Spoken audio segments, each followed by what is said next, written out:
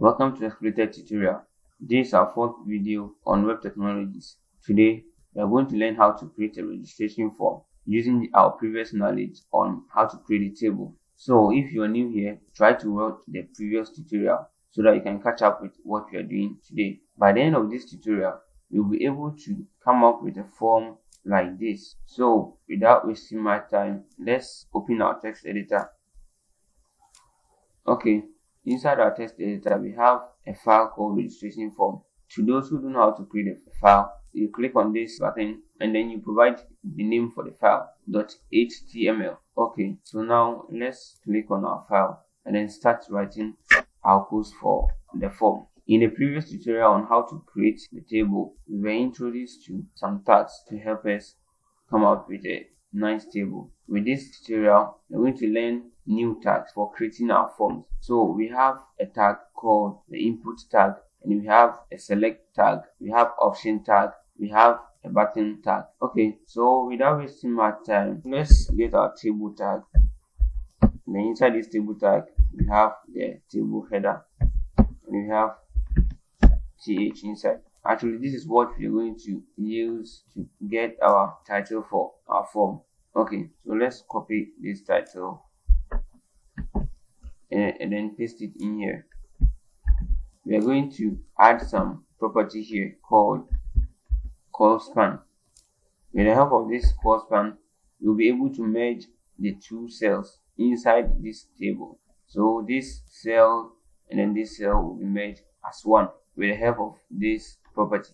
Okay, so let's save it and then go into our file, then open our file. This is what we have done now. So let's continue with what we have to do to get our form done.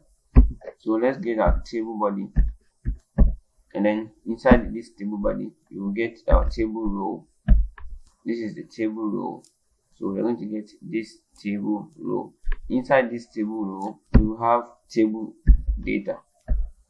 With the help of this tag, you'll be able to insert some text and some inputs inside our table. Okay, so let's copy this and then paste it here.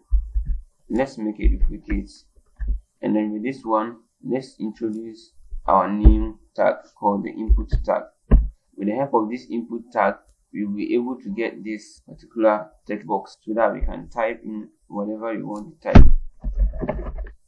Okay, and then we are using this attribute called the type attribute, and then we are using the text as our attribute name. With this one, the browser will know that we are dealing with text, so it will provide us with the text box so that we can type in our text. Okay, now let's add another attribute called name, and then let's give our text box a name. Okay, so let's call it staff ID.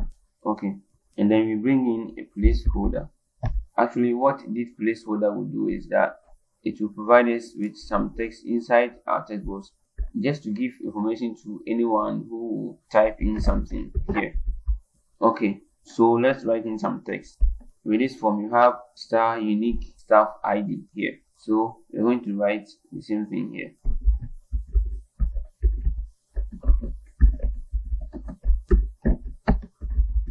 Okay, having done this, let's try to duplicate this since we are having the same formats as these rows. Okay, so we make a duplicate of this row. Okay, so let me quickly do it so that we can save some time. Okay, now so this is what we've done. We are having a table tag, and inside this big table container, we are having a table head containing our title here. Okay, and then we have our table body tag. And inside this table body tag, that is where we have the rows.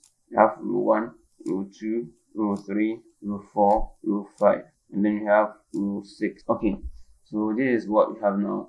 We have this title for our form, we have our staff ID, and then we have our text box. Okay, then here we have gender, and we have a drop down button here.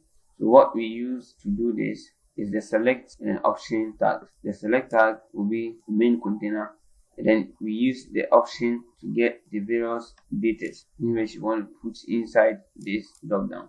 Okay, now we have another input tag here. This is the input tag here, but with this input tag we don't want the text box format, we want a file format, so that when you click on it, it will show your file path for your pictures. Okay, so now let's move on by saving our work, and then we go to our web page and try to refresh it. So far this is what we have now. Let's try to get a border around our cells. Okay, with that one we go to the table here and then we add border, set it to 2 so that it will give us a border. Let's save it and refresh our web page. Now you see we are almost there. Okay, so let's move on with the next step, that is the buttons here. Okay, so keep watching and follow what I'm doing. Okay, so with that one you introduce a new tag called the table foot, that's the T foot, and inside this T foot you try to get our table head for it so that we can merge the two cells as one.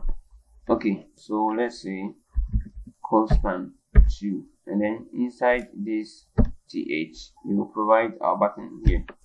Let's with the help of the button tag. So let's see what we have. We have submit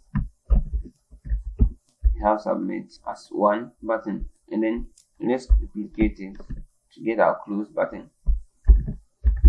Okay, so let's try to save it and run it again, refresh our web browser and see what we've done so far.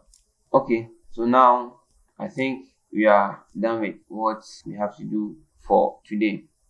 Our form is looking exactly the same as what we have. Okay, so thank you for watching this tutorial. Try to share it and then like the video.